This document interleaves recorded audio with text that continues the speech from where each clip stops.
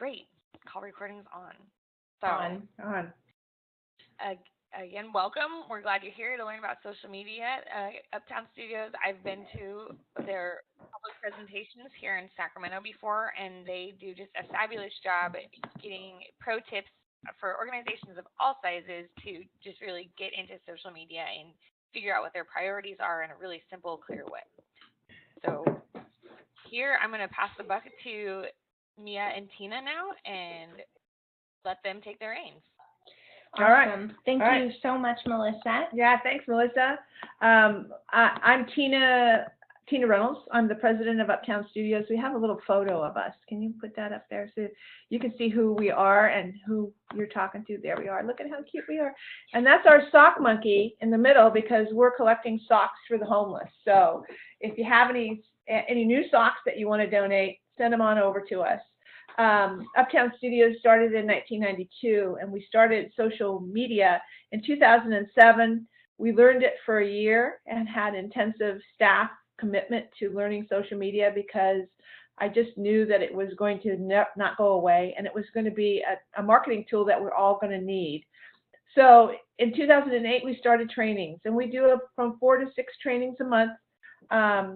For our nonprofits and small businesses, and we're trying to raise them up, meet the bar of the big boys, and have access to this wonderful tool that's the great marketing tool. And I want to introduce you to Mia Lopez. I'll let her say who she is. I am Mia Lopez. Very happy to be here this morning. I am our digital communication specialist here at Uptown Studios. I work very, very closely with all of our social media clients, ensuring that their messages are heard, but also that goals are met on social media. And it's such a great tool. I love experimenting with new things on social media. There's always new stuff happening, and being able to represent our clients. Our clients are great. They're the best. Yeah. And nonprofits like Relief it's a struggle to figure out how you're gonna make ends meet or how you're gonna do any marketing with no budget. And social media is that tool that we're gonna run you through that's gonna help you get some marketing words out there at a very affordable cost. So here we go. And just to note, if you have any questions at all, there's a chat bubble open and available. So please just type in your questions as they come up. We'll also be asking again at the end of the webinar for your questions. So just type away and we'll do our best to answer them. We have 1 hour to cover 3 social media channels. So we're going to go kind of quickly. All right. Why social media? We're going to discuss why that's important. We're going to discuss creating a social media strategy and why that helps you, selecting the right channels, and questions and answers. Do you have anything on this? No, this is just what we're going to cover. This is our overview. So. Yeah, let's get it on. So why social media? There are several reasons why social media. One is access. You know, your community members and your supporters and your donors now have access to organizations they support more than they ever used to. And this is 24 hours. They're able to send you a message. They're able to see what you're doing in real time. And they're able to interact with you on a more personal level than what they were before. You know, the thing that I see is that if you're not active on social media under your business name, other people are active. Other people are talking about your business, your nonprofit. They're talking about the situations that are happening. And if you're not an active participant, you're the only one that's not hearing what's being said. So being an active participant is a big part of this. Yes. And community building, you know, this is a great place to create relationships with your supporters more than you were able to before. It's not a newsletter that comes in their mailbox once a month, you know, it's real time. They're seeing what you're up to on their phones while they're standing in line at the bank or, you know, when they have a 5-minute break at work, and they have more reasons to connect with you and more ways to connect with you. And brand personality, this is something that has only been around since social media came about, because building a brand personality, unless you were a Pepsi or a Coke or a IBM, you didn't have the money or the bandwidth to build a brand personality. So everything that was smaller, excuse me, you couldn't afford it. But now with social media, you really can start building a personality around your brand, and you're building a reputation that's just as important as your personality. So by having a great presence, community building presence, and you're representing your brand on social media, you really are able to build a brand loyalty around social media, because then people start to recognize you. And you couldn't afford it 10 years ago, because you'd have to spend $5,000 for an ad, or a TV spot or a radio spot. Everything was so expensive. Now it's affordable and you can do it. And I can't tell you how many times, me personally, I've connected with a brand or a person via social media first before I ever even heard of them or met them in person or had seen their product. It was through social media. I still get people that come up to me and go, I follow you on LinkedIn, or I'm your friend on Facebook. And I always go, oh yeah, that's right. And I don't know who they are. But it means that we're doing something right. People are recognizing us from our channel.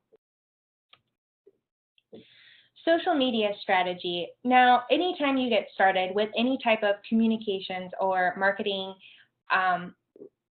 platform for your organization, it's best to start with a strategy. And this can be written if you have a strategy that you want to write down, and then reevaluate it, every month or every 6 months. Take a look at that strategy. And what we want to do is we want to make this simple. It can be on a sticky note that you stick onto your screen. The hard thing with a strategy, any kind of marketing strategy, is that you don't find the time to do it.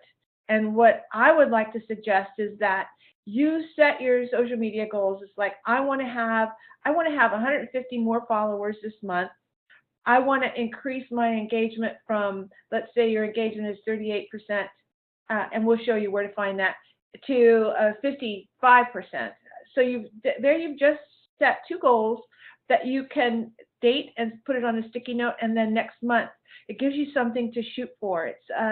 It's like it fires up the competitive nature inside each of us. That, oh, that's my goal. I'm gonna meet that. And then if you meet it or exceed it halfway through the month, then you know that you've set your goals too low. If you don't meet it, then you set them too high, and maybe you need to come down a little bit. But it's that part of monitoring and evaluating your progress. Every month you're just checking. It's like, I only got 50 new people. Maybe I set it too high. I'll do 100 again and see how I do. And then you get more intention behind what it is that you're doing. I've heard so many times, I get this question a lot, like, well, social media doesn't work for me, and it's just not working. But the reason that it's not working is because you haven't set a strategy and you haven't set goals that can evaluate what you're doing right, if you're or successful wrong. or not. Exactly. Right. So a few tips on creating your strategy: setting goals, finding your target audience, and planning your messaging. These two kind of go hand in hand. Mm-hmm. If you know who you're talking to, you know what to say and how to say it. Right. And so maybe your target audience is a little bit older, so they're not going to get some of the lingo that a younger audience might understand. So let's say your target audience, they have to be homeowners because they're going to be purchasing trees. So you have a target audience of homeowners, and you know that through a little bit of research that the homeowners are age 35 to 65. So now you have an age group, and maybe there's an income level there that you can also identify. So here you have 3 identifiers for your target audience. They own a home. Their income is 60 to 120,000, and they live in certain zip codes. Right? Yep. Perfect. Okay. And then also making time to engage. Being able to set aside 10 minutes every day to check your channels quickly, and then liking or commenting to people who have taken the time to speak to your brand. Right. And this is the hardest part, I think, of social media, is finding the time. It's really, it's just 10 minutes a day. Yes. What we like to do is set up an hour on Monday to schedule everything that you know in advance. And then every day it's just 10 minutes. I click onto my channels, like, follow, comment, and I'm done. And it really is liking the comments that people are saying so that they see that you've paid attention, and then making comments when it's appropriate. If someone asks you a question, you're in that 10 minutes, you can respond to their comments. And then lastly, monitoring and evaluating progress. And this, we mentioned this earlier in the goals. Once a month, go through and say, did I meet my goals? Did I exceed my goals? Yeah. What do my goals look like the next month? Right.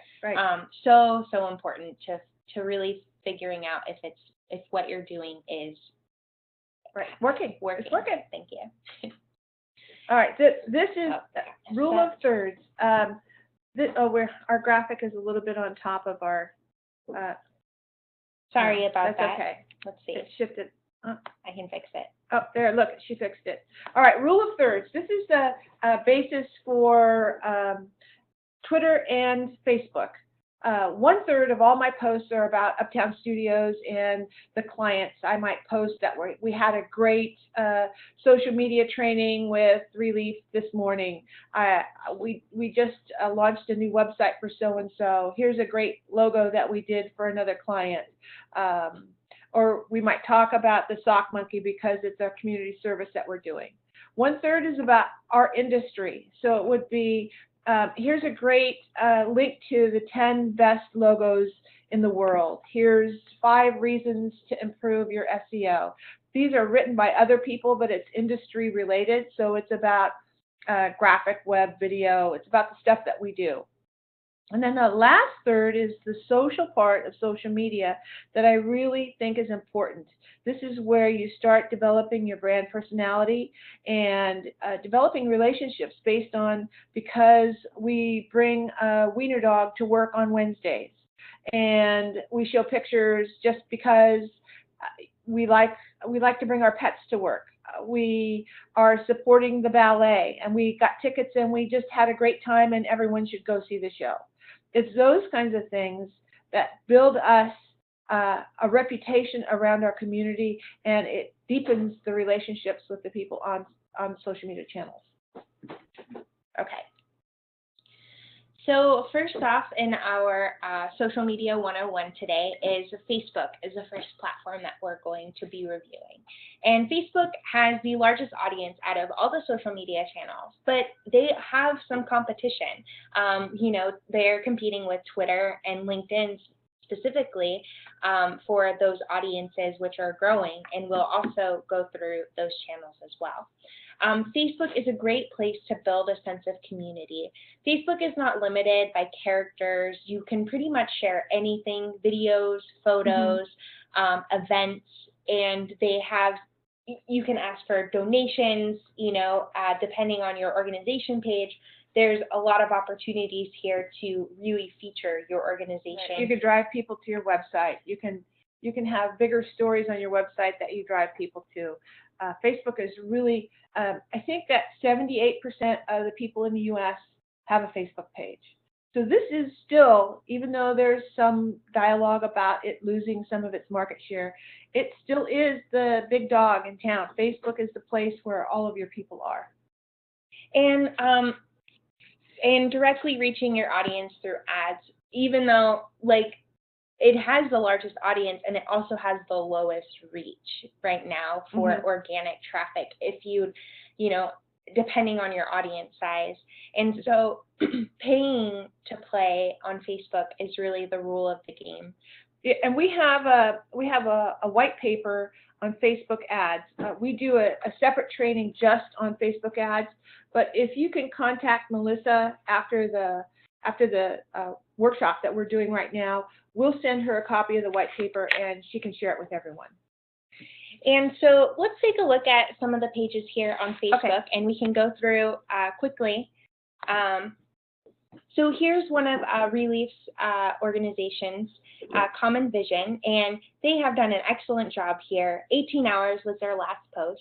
And here's one recommendation that I like to make is, you post, try not to have a post later than a day or two on your Facebook page. This is because if somebody comes randomly to your page and they notice that you haven't posted in a while, they're less likely to like and follow your page because they just don't have, they don't have a sense that you're keeping it up to date. Right. So they don't think that you're an active participant. Another thing I want to point out is that this is your logo, and it should never be anything else. Always keep your logo here, because then you're starting to do your branding, and your logo will always appear every post. So it's another way to market who you are, to help people recognize that this is your logo. This picture here can be changed, and we like to change ours every month. It just shows that different things are happening, and it gives the people a little bit of interest. They click onto your page and they see there's something new there, and they're going to look at it. So it's a good thing to have that rotate. And another thing that this image can be used for is announcements. Do you have an event coming up? Right. Today is Giving Tuesday, and I really enjoy, this is on Twitter, but Tree People took advantage of what they're branding and reminding people that it's Giving Tuesday. And so this is a great opportunity to connect with your audience, like, hey, we're looking for donations. Now is the time. But what I would have done, I would not have changed the logo section. I would have changed this area to say Giving Tuesday, because you're messing with your branding when you change it here. Yes. So you can use the header image to your advantage, because when somebody rolls over your post, there's your header image. Yep. Again, and that they can see from anywhere other than your page. Right. I want to do a little bit of about here and see what we have, if they've completed this enough. So this is your little bio page, the about, where you can really go into some detail here, and it'll help people find you and discover what it is that you're doing. Also, you can make sure that you have where to donate if you have donations, and if that's a big part of what it is that you're trying to solicit. Make sure you list where to donate in your section here somewhere. Yes, very good point. And then the event section. I love the event section. If you have events happening, you can see some past events here. Make sure that you post it as your page, and then you can use the events as a way to invite others to your events. Right. And so you can see here that they have 12 subscribers to their events. This is something that Common Vision could really boost up, so that as they have events, they're really getting their subscriber list up, so that every time they post something, they're getting an advance notice of what's happening. Yes, and you can post announcements, photos, reminders, even post events. You can remind people, like, oh, hey, here's how much fun we had at this event. Don't forget to meet us at our next one. Yeah, really good. Some of the best posts always are photos. Videos are the best, because people will pause to watch a 15-second video as they're scrolling. And then there's a good video here. Is there one? Let's see what we got. Yeah. Oh, here's one. The Incredible Edible Community Garden. They have a nice announcement from I believe their executive director. And how long is that video? Let's see.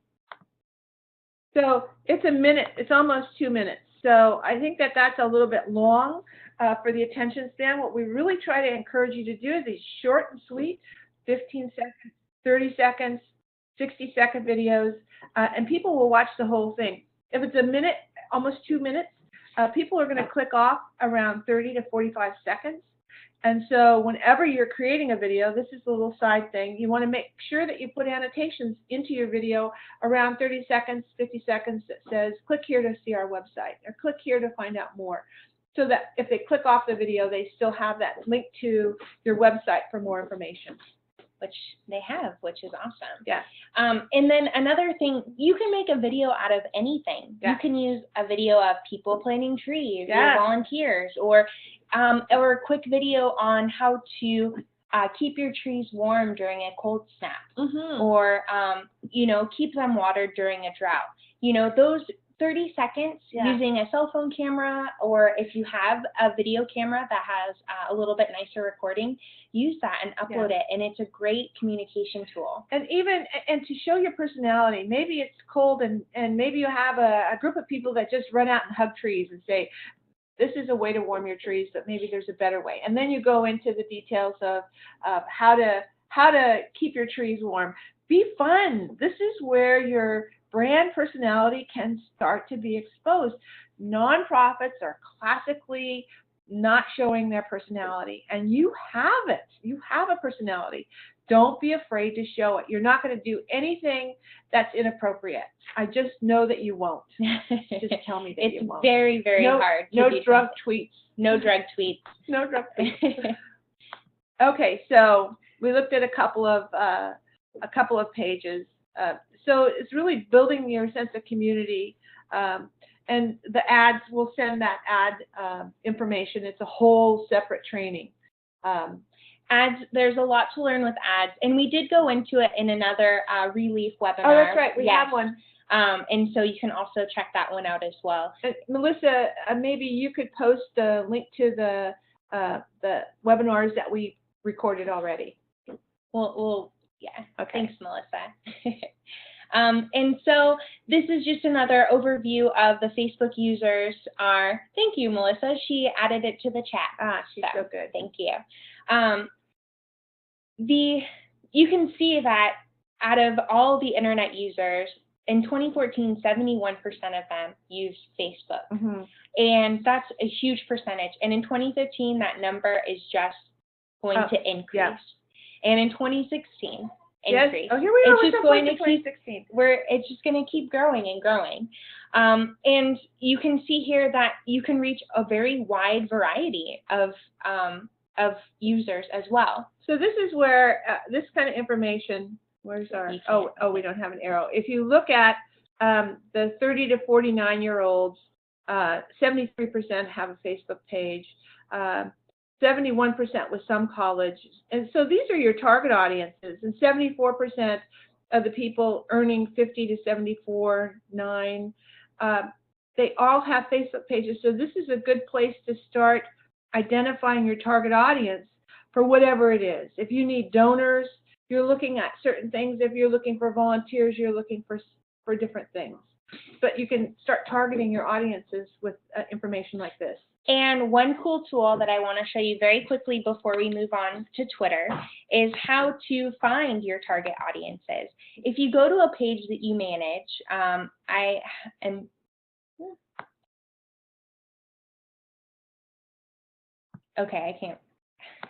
She can't do something here. From here.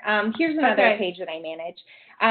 And right here, when you're logged in as an admin, if you go to your Insights section, and in your Overview section, you can go to People, and you can see the number of people that like your page. Are they mostly men or women? What is their primary age group? And so you can see this page here is between 25 and 34, and every page is unique, so yours might be different. So this is a great tool to be able to find who you're already connecting with. Right. And that is a great insight into how to attract more of the same people who already like your engaging page. Now, if you were on this and you really went, I need to grow my 18 to 24. This is not good for us. Then what we do is we create some specific ads that are geared towards the 18 to 24-year-old audience, and we start promoting things to them, and hopefully this is going to grow because you're going to create some good ads. The same thing for the over 55. Those 55 to 64 is a great group of volunteers, and they have money. So that may be another area that we really want to grow. And it's telling me right here that I'm weak in those two areas, and I need to do something. And then also the locations of your audience. You know, do we want to grow more of our Elk Grove audience? Should there be more engagement around there? Right. Things like that. Just a really good tool for insights into who's liking your page and who's following you. All right. So moving on to Twitter. Twitter is also one of my other favorite social media platforms, and I hear this a lot in that it just moves so fast. I don't want to see pictures of people's food. It's like people will say things like that. But what Twitter is, if it's about business and it's about some serious subject matters, this is where you're going to get your information. If you do not have, how many of you have a Twitter page?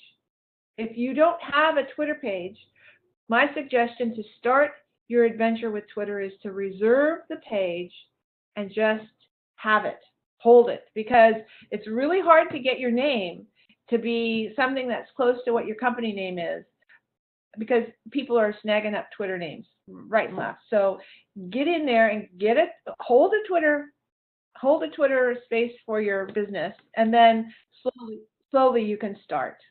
And do that for all of the platforms. All of your platforms. All of them. Pinterest, Instagram, Twitter.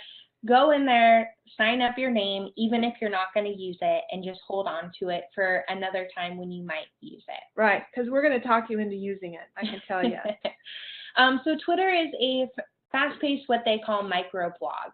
You have only 140 characters to tweet, and even less if you include a link or an image or a video. And it's a great tool for connecting with leaders. It's an instant conversation platform. So the conversation, I want to talk a little bit about the hashtag. At the bottom of your screen, you see that we have hashtag Uptown Tips. And it is one word, no spaces, with the pound sign in front of it. And that means if you tweeted a question to us and you used hashtag Uptown Tips, Mia gets a notification that we've received a question, and we can go in and answer that on Uptown Tips right away. So what we've done is we have a question and answer mini blog on Twitter under the hashtag Uptown Tips. And we'll go ahead and go into Twitter and show you what that's like. All right, so she's searching now for that hashtag. And we will see live if any of you are going to hashtag Uptown Tips. So we've got, is looking forward to hearing from you. It looks like we need, here's a class that we did last month. Yeah, and great class. Were there a couple of questions? So somebody took a photo of us at the presentation and they posted it with the hashtag Uptown Tips. And so it shows up. Here's another one that where we did a photo with our sock monkey. And so this is a great way, when you're thinking that Twitter is moving too quickly for you, hashtags are the way to find conversations that matter to you. So we can look at tree and drought in California. And so these are 2-3 keyword hashtags. And clicking on the live, we're going to find the people that are having live conversations about those 3 words. And here we can, we can choose to follow them if there's something of interest to our organization. So we just click the follow button. And we can like it or choose to retweet it. And we can start interacting with these people who are already having conversations related to us. Right. So it's a great way. You're going to find stories and information that you didn't know were happening, and they're live, and they're people that are very, very involved in your issues because you've just done tree drought in California. They're very involved. They're very interested, and you should be following them. Right. These are people that you need to know, and these are people that need to know you also. So if you follow them, they will probably follow you. I like a you, you like a me. It goes back and forth, and that's kind of the unexpressed deal with Twitter. Is when I follow somebody, they usually follow me back. And this is a great tool just for nudging somebody. Building longer term relationships. You don't have meetings with these people every single day, but you can interact with them on social media every single day. So if I see that Pacific Forest Trust is someone that I want to connect with, I'm going to retweet this because I think what they're doing is you add a comment that great information. And we could just say great information. So now yes, so there we go. She's typing that. The @ is their handle, @Pacific Forest. So they're going to receive a notification because she put the @ in there. And now they're going to go, oh, who's this Uptown Studios? They're pretty cool for retweeting us. Maybe we should follow them. Right. Right? Right. And that's the way that we're building relationships. That's the way we're being social. And we can do this with other organizations who are directly connected. So in your case, other organizations that are directly connected to Relief. Follow them. Yes. And you can just go through. The second way to curate and make Twitter a little bit easier and less time consuming are Twitter lists. Yes. And this is where you would add your Relief partners, right? So the Incredible Edible Community Garden, we can add them to a list, so add or remove from lists. Okay. And we have all these lists here for personal for Uptown Studios. Your list might look different. Yeah, so you might have a Relief members list, and then you can click on your Relief members list. Let's just say that Food and Ag was our Relief. Let's look at that list. So she could add them to our Food and Ag list. But let's go to one of our lists and see what people are saying. So in our Food and Agriculture list, so here's where we have 69 members. You could go into Uptown Studios Food and Ag list, and you could follow all 69 of the people in here, because what you know is that you trust Uptown Studios to have vetted these people as being reliable sources of information, and you could just go through and follow, and then you're starting to build a Food and Ag list of your own. Yes, and so it's a great tool to easily connect with members and seeing what they're tweeting instead of looking through your news feed, which might be going at a million miles a minute, depending on how many people. So we have 11,000 followers. So our list goes really quickly. If we don't go into our list, our news feed is like, we'll get, if you just go back to our news feed, you can see that we've got a bunch new, it'll say new tweets somewhere. Give it about 10 seconds. Yeah, and then you'll see that it's loaded like a whole bunch more because it goes by so quickly. There's 10 new tweets in about less than 10 seconds. So using this feed can get a little time consuming if you're looking for things specific. So using hashtags and curating your own list are excellent tools to make Twitter a little bit faster for you. Right. Let's talk about how to find people to follow. Okay. I mentioned that, but let's actually go through and show them how to follow. Let's find a Urban Relief. Okay, look, they have 522 followers. And they're following. And they're following. So how do you decide? Do you want to go with the people that they're following or their followers? Well, since I am familiar with Urban Relief and I trust Urban Relief, I personally would want to go in to see who they're following, because likely they're following people who are like their organization. Okay, and they've vetted them. Right. So we're going to go into the people that they're following, and they're showing up here, and you're going to see California Urban Forest. We should follow them. Arbor Day, that's a good one. Deep Root, I think that's a good one. Let's follow them. Air Relief, that sounds like a good one. So you see what we're doing. These are people that we didn't know about. Now you're finding them.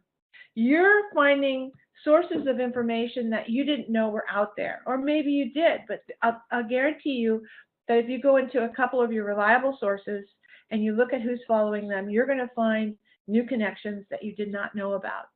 And it's it's money in your marketing bank, and it's connections and relationships that you can start building. And I can add them to my list right from here. Add to list and Food and Agriculture, and there they are. They're in my list. They're in the list. Yeah. So Super easy. Super easy. It's what you want to do. This is how you build your following. So every one of those people that we just followed, half of them will probably follow us back. And so we continue to build our list, our followers, because then they're going to see that we're posting reliable information that they can use to post to their list, and they can retweet us. So what we're looking for is people that we can retweet. Let's go back in and talk about tweet and retweet and what all that is. Sure. I didn't put the definitions in here, but we can just go through a Twitter feed. Yeah. So here the heart is a like or a favorite, as it used to be called. Yeah. And this is how you just kind of say, cool. I like that. I like that. That's cool. But it's not quite like, I like it enough to share it with my followers. Right. But I like it enough to let you know that I like it. The thing that's difficult always to me is like somebody posts a note that their dog passed away. And do you like it? I don't like it. So then you usually have to comment. You can't just like that somebody's dog died. So you have to comment. Yes. So be careful on what you're commenting on. Or liking. Make sure that it's something that should be liked. And then retweeting. So if I retweet Urban Relief, let's just go through it. Let's retweet it. This is going to show their tweet to all of my followers. Right. So then their reach has just been extended by 13,000 or however many followers. Right. So we're going to give them the Uptown bump. Yes, the Uptown bump. So we are retweeting, and here we have an option to add a comment if we want to say anything about it. Yeah. Or we can simply retweet, and it will just tweet the tweet. Yeah. So if we go back to our page. Oops. There it is. Oops, Jinx, you owe me a Coke. So then Urban Relief. We did post something from summer 2015, so it's a little bit old. It's a little bit old. But yes. That's okay. But that's okay. Yeah. And so this is just, a great way to show your support and especially communicate messages across a wider audience. Well, and to your personal followers that may find that that's interesting. What you're doing is you're looking through your lists and all of these new people to find really interesting content. And then people are going to come to your page because you're a reliable content aggregator, and you're going to give them good information that they can use and share themselves. Right. And here's one from California Relief. We hope that other people join us for the webinar. Yeah. So we shared it with them, with our followers. Yeah. And it helps. It's a bump that we push out there to see how many people we can help support California Relief. Right. And there are ads in Twitter. The ads in Twitter, they are, we haven't done a white paper on ads on Twitter, which we probably should. Yeah, coming up. The ads on Twitter, if you set it up right here in your little profile image, you can go to Twitter ads. And setting up the ads here is a little bit different than Facebook, but pretty similar. Yeah. And it also takes some playing around. You can see we've started some ads, but we haven't ran any of them. And you can see your campaigns and how much you spent. You can create a new campaign after you enter in some payment information, and you can see how it goes. The cost of Twitter ads is a little bit more per click or action than what you would pay for Facebook. And generally, we recommend Facebook ads over Twitter ads for our nonprofits because that's where a bigger percentage of your audience is. I would bet that most of your Twitter followings are light compared to what your Facebook following is. And if I was to recommend you to spend some time on something, reserve your Twitter name, but start spending more time on your Facebook because you're going to get more return on investment for the time that you spend on Facebook. But it's really important because Twitter is not going to go away. And once you get into it and you figure out some of this, you're going to love it because it gives you information that you didn't have access to before. Yeah. If you have an advocacy campaign that's trying to change the hearts and minds of our politicians, Twitter is the place that you need to be on. It's a great place. That's one of the bullets that we have here, connect and influence decision makers. That you can majority of politicians and policymakers and leaders within advocacy are on Twitter, and that's where you can connect with them and encourage others to connect with them. And everything is public. Can we go back into our page and find some of the legislators? We will actually, our next webinar with Release is going to be on advocacy. There you go. So you need to join us, I believe on December 3rd, in 2 days. In 2 days. In 2 days, join Advocacy. us, and we will go through advocacy, tagging leaders and policymakers, really and an how important. to connect with them. It's if you have a local government, even if you're working with your city council members, it's important that you get onto Twitter because everything becomes public. And we'll go into that on December 3rd, so join us. Yes. And then this is also a great platform to establish yourself as a leader. It's a public, open platform. You know, there are privacy settings, but not very many people use the private settings. And Twitter is it's about being open and transparent. It's not about being private. The privacy settings on Facebook are used much more by people than the privacy settings. Twitter was really set up to be this open source, transparent channel. Great. Now, establishing yourself as a leader is really something that we do when we are managing our clients' accounts.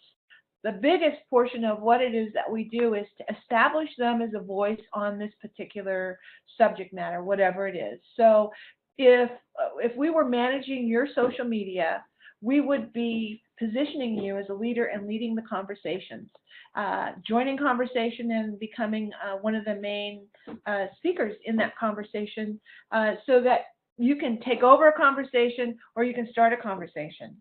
And this is the way that we position you as a leader. Right. And so who uses Twitter? Twitter has a variety. Let me readjust these here. In 2014, 23% of all internet users use Twitter, but in 2015, I can guarantee you that that number is just even higher. The thing is that we did a research on legislators that are on Twitter, and I think it was 70%. Do you remember? I think it's in the 70s of the legislators that have a Twitter account. And so if you ask them a question, it's all public and transparent, and they have to respond. So it's a great way to reach other leaders that you need to connect with. And one really interesting, college graduates, 30% of those with a college education or greater have a Twitter account and are on Twitter, and they are the ones connecting. So these are where you can really gain some thoughtful conversation. And it's going up. And opinion. Yeah. It's an awesome tool. So Twitter is active. So the last social media platform that we'll cover today is LinkedIn. And LinkedIn is a great business to business tool. If you are a nonprofit organization looking to create partnerships with businesses to help extend your reach a little bit farther than maybe you would be able to with individuals, LinkedIn is a great place to share that information with and connect with those businesses. So LinkedIn is my favorite channel because as a business owner, I'm connecting with other people that need my business.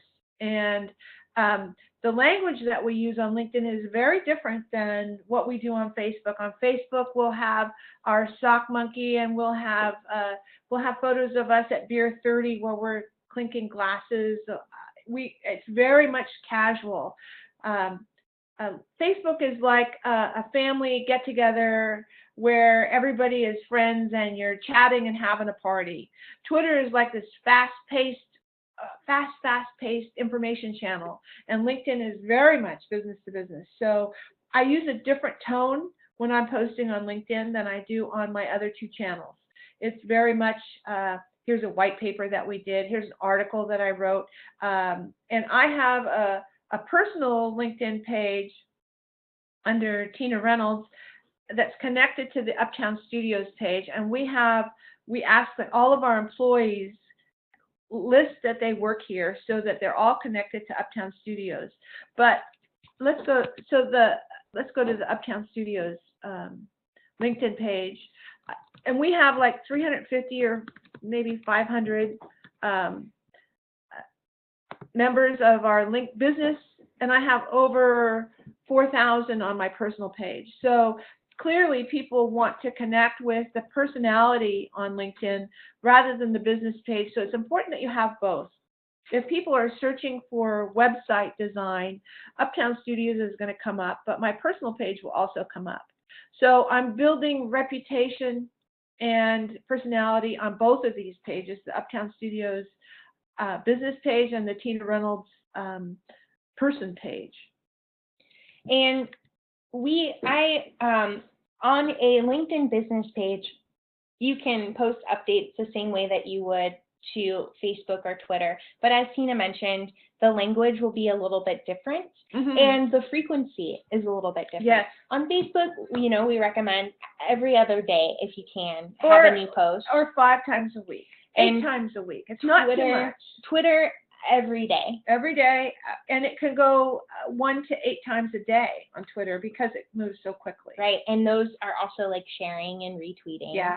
But on LinkedIn, the posts have a little bit longer shelf life. Yeah. Not as many people are posting on LinkedIn currently as they are on Facebook and Twitter, so you don't need to post as frequently in order to stay in people's timelines and news feeds.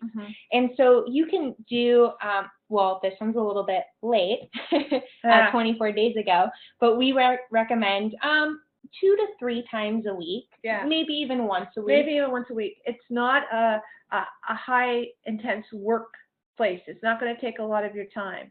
But then on my personal page, because that's where I get more referrals and business, and I can help people more. If we can we go to the Tina, or maybe you can just find me on there. I will find you. Okay, so the personal page, that's where I'm really building relationships with my potential clients and my clients. If I get a new client, I automatically go in and I'm trying to find them on LinkedIn. I also get a lot of emails and meetings from people, and I don't know what they look like. So before I go to a meeting, I look them up on LinkedIn, and I can see what they look like, because most business people have a personal page. So this is Tina's LinkedIn profile. This is the public view. I'm not logged in. Okay. If I was logged in, you would see her profile picture, but she has mostly everything public. So you have published by Tina. On LinkedIn, you have your ability to have your own personal blogging platform to really establish yourself as a leader within your community. And then you have everything about you and the work that you do. Right. And then this is also a great place to include links to projects that you're working on. If your organization has a business page, you can connect your personal profile to the business page, and then you can connect on various levels within LinkedIn, on your personal as a leader within your organization, and then also that will point people to your organization page, which is with LinkedIn, you really have to have both of those in order to make an impact within the conversations happening on the platform. So another tool that I use LinkedIn for is to find awesome employees. People that want to work at Uptown Studios generally will follow me and Uptown Studios, and they become stalkers in a good way, finding a place that they really want to work.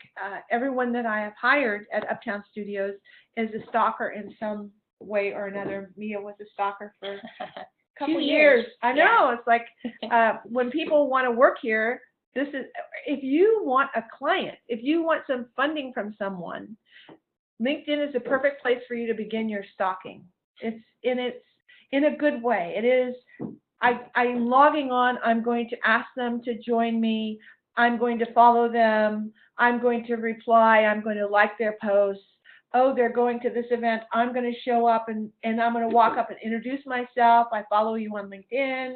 I really enjoy your posts. My name is Tina Reynolds. And then the next time I'm going to do the same thing.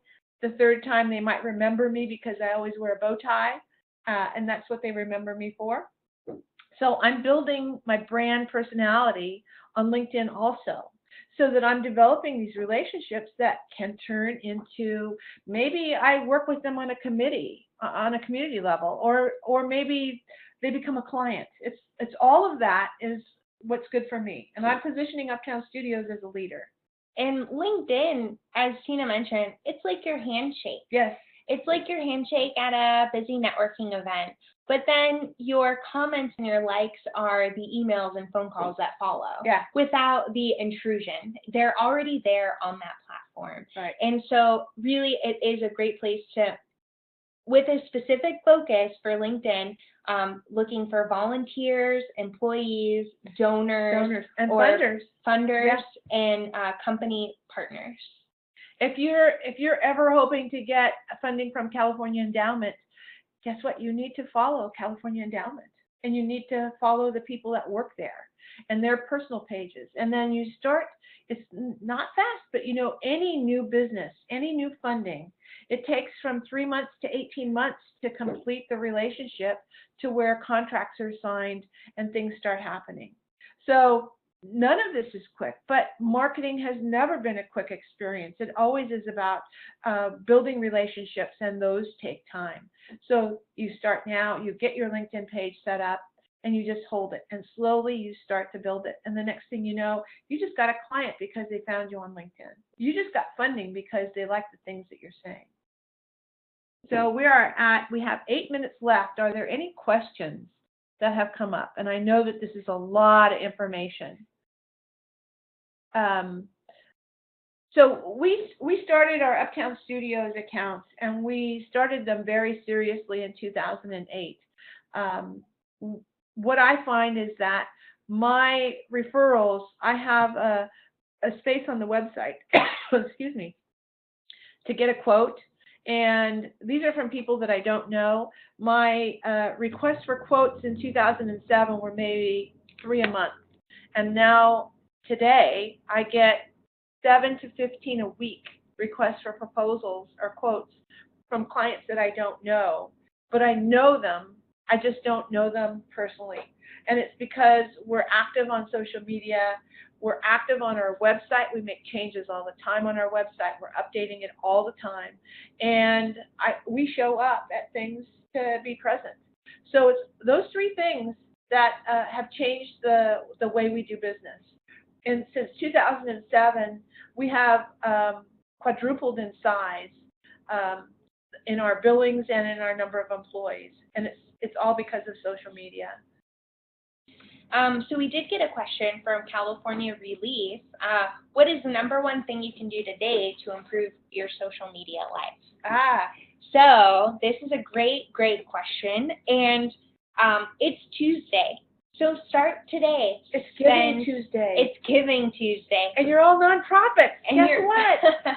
It's Giving Tuesday. So go to your social media profiles right now, post, find a news article, or just have a link going to your donation page.